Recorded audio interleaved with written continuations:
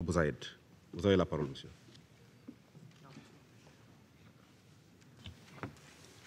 Thank you very much, Mr. Chairman.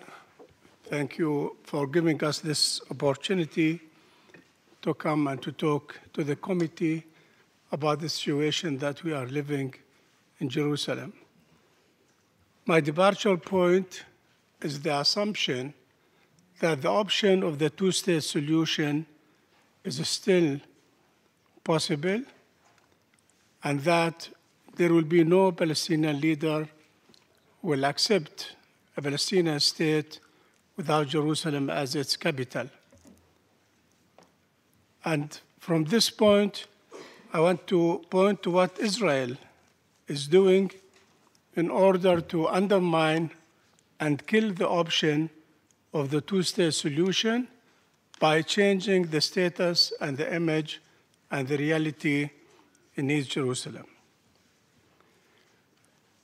When Israel occupied East Jerusalem in 1967, Israel unilaterally, in June 1967, annexed East Jerusalem, but they annexed only the land and the buildings, and they ignored totally the population which are living in the city, and they decided that all the Arabs who are living in Jerusalem since hundreds of years are Jordanian tourists who happened to be in Jerusalem at the time of its occupation, and therefore they gave them a permanent residence visa to stay and live in Jerusalem, but they are Jordanians.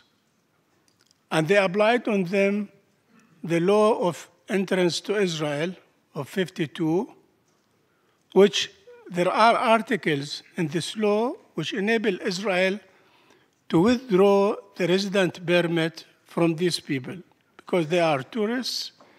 If they violate the conditions of this visa, they will not be allowed anymore to stay in the city. And within these conditions is that anyone who leaves the city for 7 years, he will not be allowed to come back.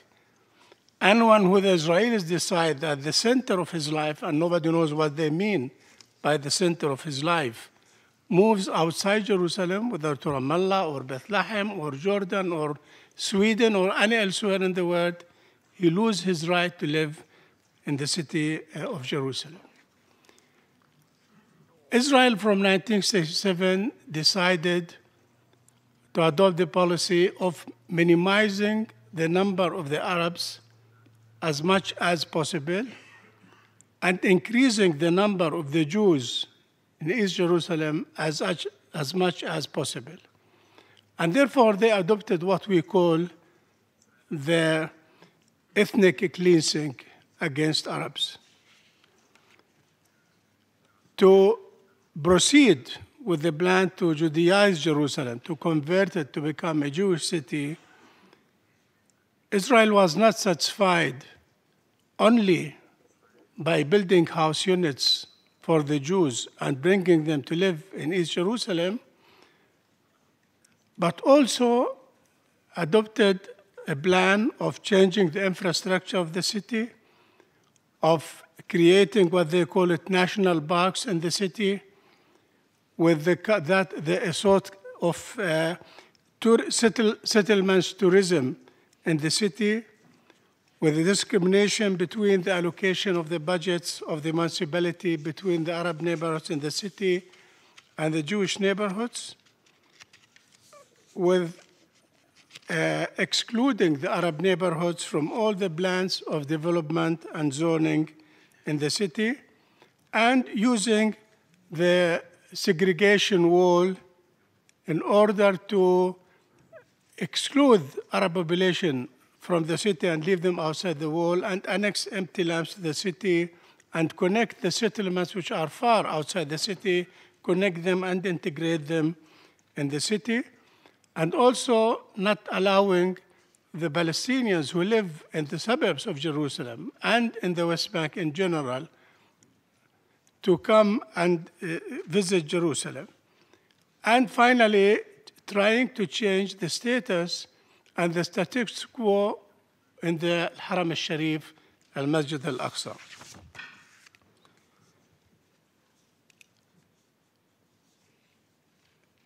In order to implement this policy, Israel worked on parallel tracks. One track is about the population, as I said earlier, trying to revoke the identity cards of the Arabs or the visa, the permit residence card of the Arabs in the city.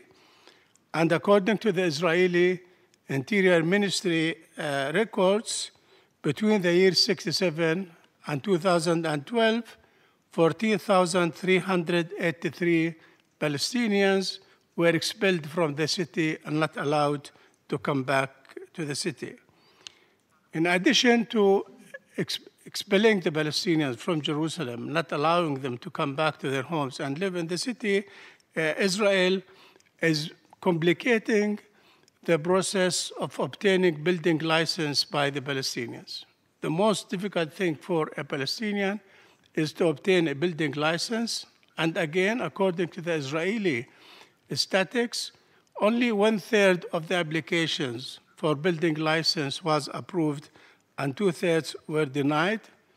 Besides the fact that the cost of obtaining a building license is extremely expensive, that Arabs cannot afford doing that.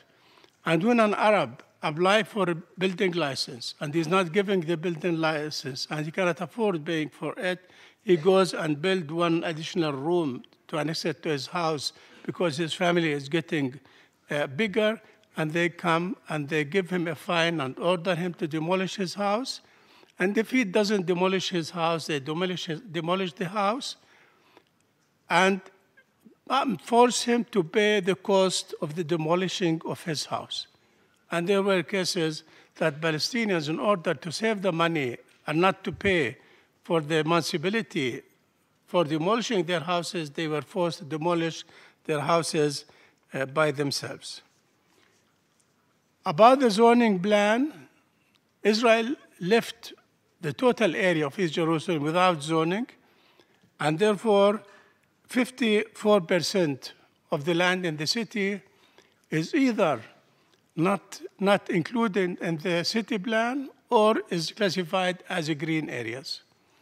And in these cases, when you apply for a permit to build a house, if it is not zoned, then you will not be given the permit. And if it is a green area, you will not be given the permit because it is a green area.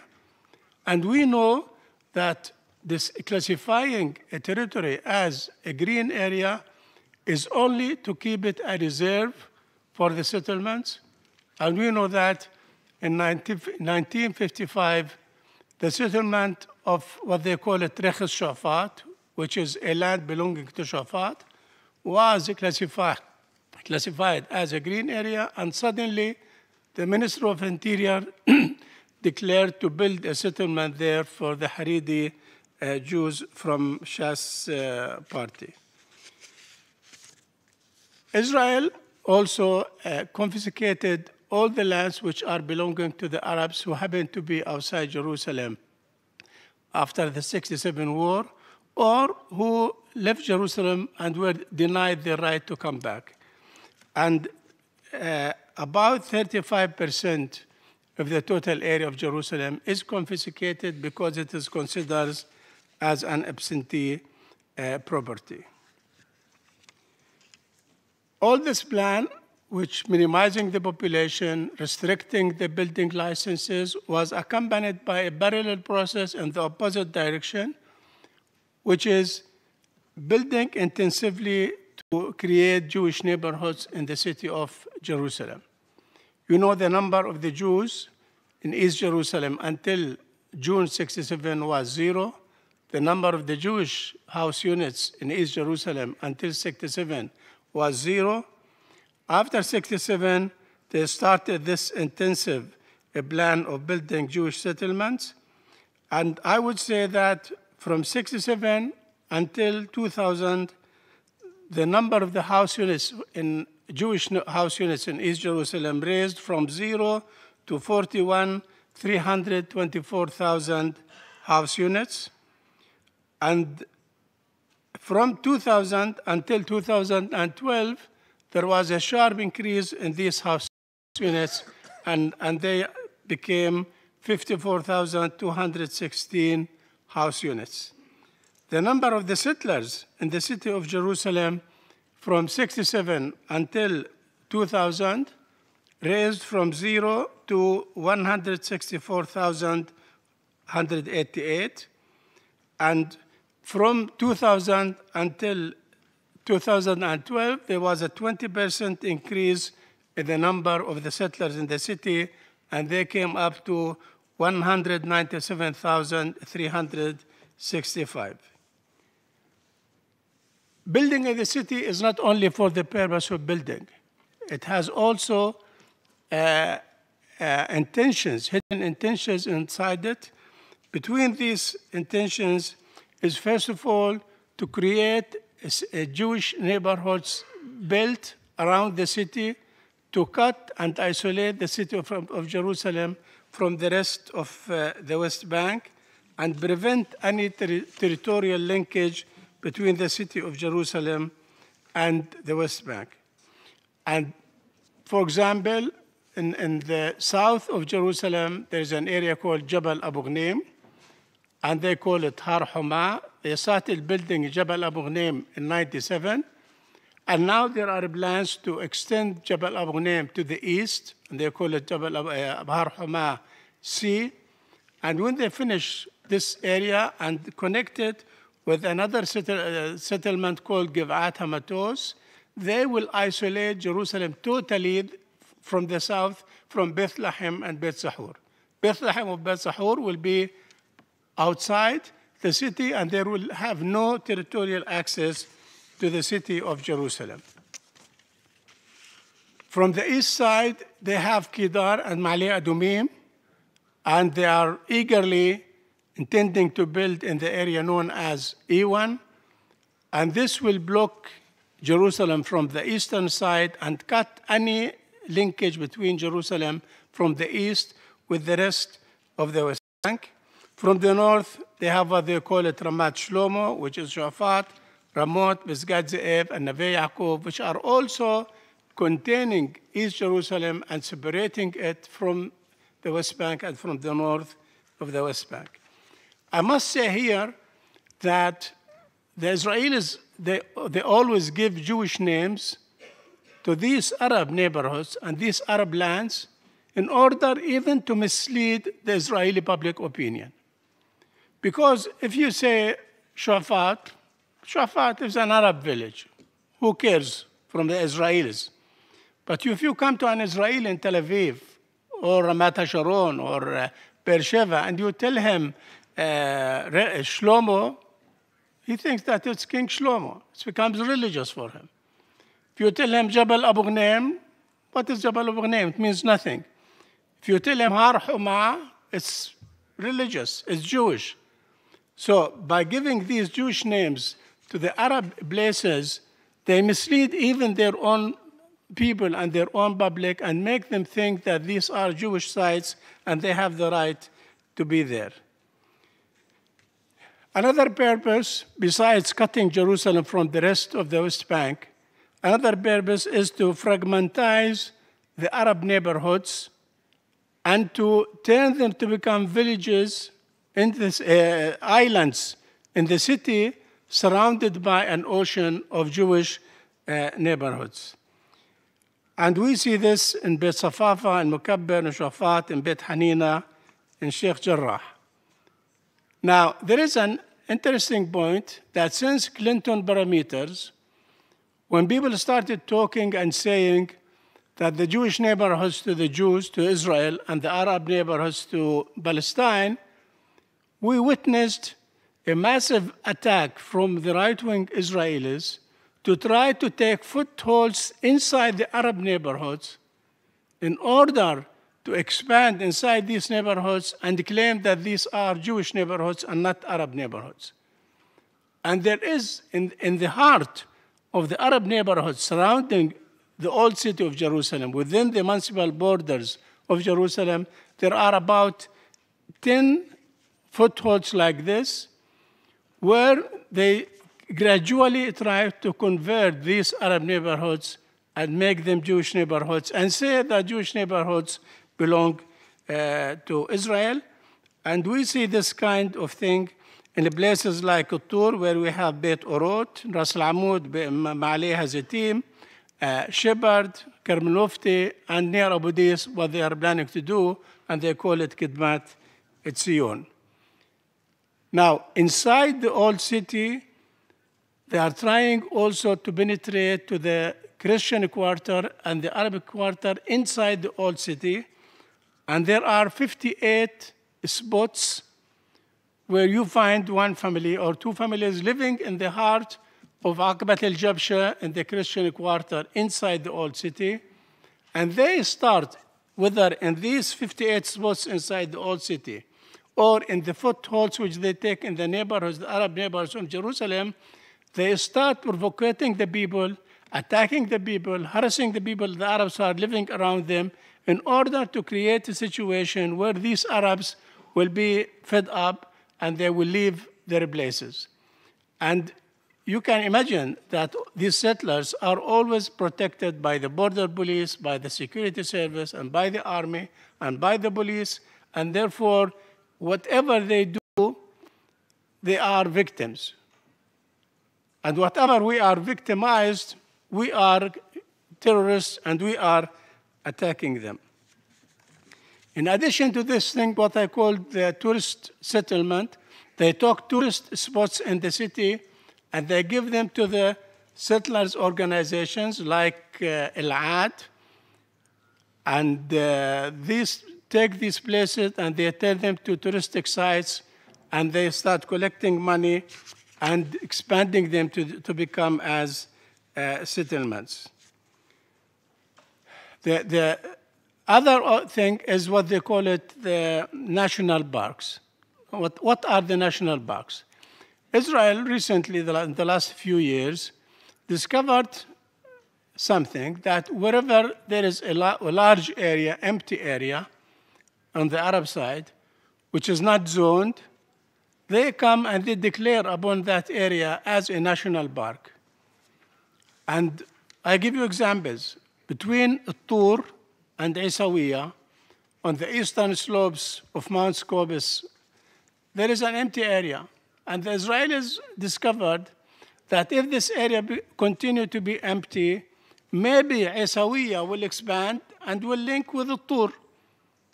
So how to cut Isawiya from Tur? Declare about that area as a national park.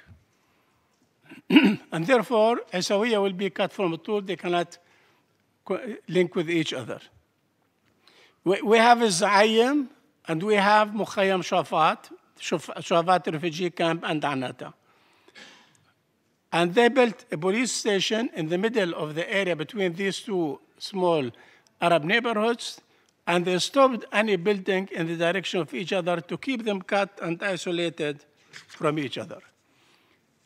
The last thing is the issue of the Greater Jerusalem. There are 3 settlement blocks outside the borders of the municipality of Jerusalem. One of them in the south, which is called Gush Atzion, one in the east, which is Ma'ali Adumim, and one in the north, which is Giv'at Ze'ev. Now, they started integrating these 3 huge settlements to Jerusalem, and what they call it Greater Jerusalem.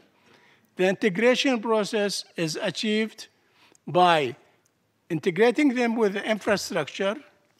They started in 2000 building a very modern network of highways, and they expanded the wall, circling these areas and annexing them to Jerusalem. Now, annexing these areas to Jerusalem and developing the infrastructure in order to integrate them in Jerusalem is ignoring and excluding the Arab villages which are between or around these settlements. And the roads which are built, this network of very modern highways, it's only for the Jews. And by the way, there are roads in the West Bank which are only for the use of the Jews, like Road 443. And we went to the High Court against this road, and we said that this is apartheid, but we lost the case in front of the court. But I don't want to call it apartheid, but I want to tell you that this thing is beginning, and it's growing up and expanding, and there will be a day that no one will hesitate or will be shy in calling it as apartheid. Now, building the wall around Jerusalem, it's excluded big Arab neighborhoods and left it outside the wall because Israel doesn't want Arabs in Jerusalem, and left outside the city about 80,000 Arabs living in the Arab neighborhoods like Shuafat al-Mukhayyam, Kufr Aqab, al-Sharayat. And these Arabs who are outside the wall, the municipality have no access to give them services, but they have the blue card, which we call it residence permit, and therefore they have to pay fees to the municipality in order to keep this permit in their pocket, the blue ID card. And they pay money, but they don't receive any services. Isolating Jerusalem from the rest of the West Bank and the neighborhoods around the city affected the standard of living in Jerusalem. For example, the poverty percentage in 2000 was 45%. As a result of the isolation of Jerusalem and the separation wall and not allowing the Arabs to come to Jerusalem, raised the poverty percentage. In 2013, it became 80% between the population and 83% between the children. Finally, Masjid al-Aqsa, which I think it is a ticking bomb. We noticed that during the last few years, the number of the Israeli organizations which are calling for rebuilding the third temple is increasing.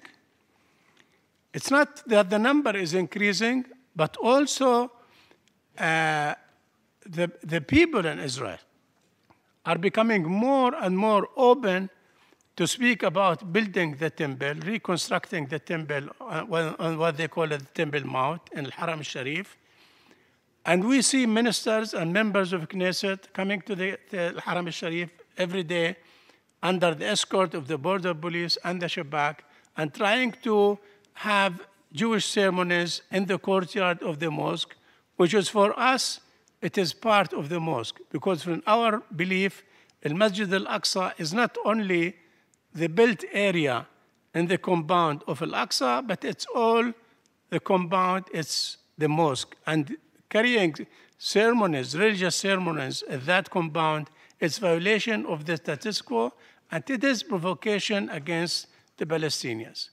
Now, what they do, any Palestinian who see these people trying to pray in the mosque and try to prevent them, they take them to the police, they take them to the court, and they issue an order not to allow him to come near the mosque for a period of 3 months, 6 months, whatever. And they are kicking the people outside of the mosque. I think that if this process continues, I'm afraid that there will be an explosion on the basis and the grounds of religious feeling and violating the religious feelings. These groups are supported by the Israeli government. They are subsidized by governmental bodies.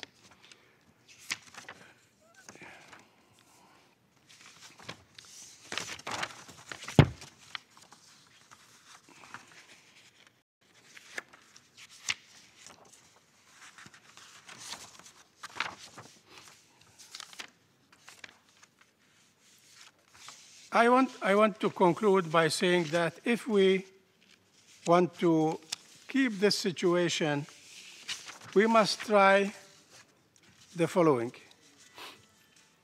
If we want to prevent the explosion in Jerusalem, and if we want to maintain the option of the two-state solution, There must be an immediate halt of all the settlement activities in the city immediately. There must be, Israel must stop and refrain immediately from any attempt to change the status quo in Al-Haram al-Sharif. There must be a guarantee to the civil and cultural and political rights of the Arabs in East Jerusalem, and the reopening of all the national, cultural, political institutions, Palestinian institutions in the city, and there should be a process of demolishing or deconstructing the wall around the city, or at least demolishing the passages and allowing free access of Palestinians to come to the city of Jerusalem. These things are demanded immediately if we want to save the option of the two-state solution and keep the possibility of having Jerusalem as the capital of Palestine possible and alive. I must say that I spoke with my colleague Hillel Schenker before we came here, and he said, I'll give you the long time. You can speak all what you want to say, and I will add to you because there are many things which we agree upon. So thank you, Hillel. Thank you for listening. Thank you, Mr. Chairman.